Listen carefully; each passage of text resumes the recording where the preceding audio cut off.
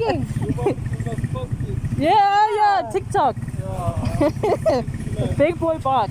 Nice one, man. Nice one. Yeah, you too.